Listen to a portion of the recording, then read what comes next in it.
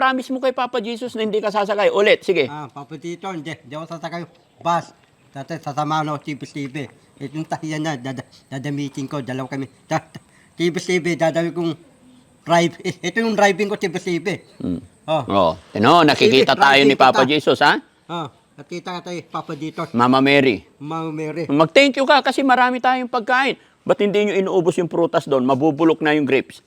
Sino? Kayo? Si Don, pati si Elipin ayaw kumain ng prutas Ba't ayaw?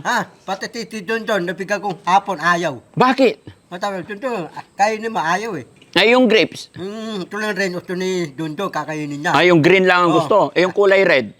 Ito lang red. Yung red, yung hapon, kakainin ko. Dalawa, tatlo, minta betis lang. Ay, yung orange. Yung orange. Ang dami-dami doon, no? Dati yung pagkain ni Eleven, nadamihan ko. Pagkain na bundok. Ay, huwag marami, Pati si Eleven di tayo dising, tadabi. Bakit? Para yung pagkain niya, damihan ko. Oh. Para yung mata ni Eleven, di tayo didilat. Bakit? Ba't hindi dumilat yung mata niya? Anong ginawa mo sa kanya? Damihan ko, kain, tadabi. Tara yung pagkain na unti lang. Oo.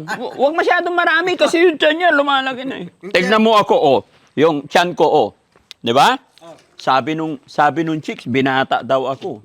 Binata ka. Oo, kasi walang tiyan Yung tiyan ni Eleven, malaki na. Ay, pag malaki ang tiyan na pagkakamalang may asawa. Dati yung tiyan ni Eleven, para buntis Ay, parehas kayo, Hindi, diet ako Anong diet?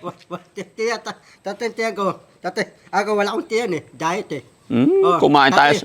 Yung pagkain ko na yun, dule salad ay yung pagkain ko. Yeah! Tepeli!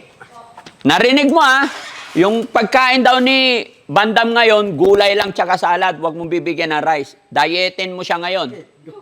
Dule salad.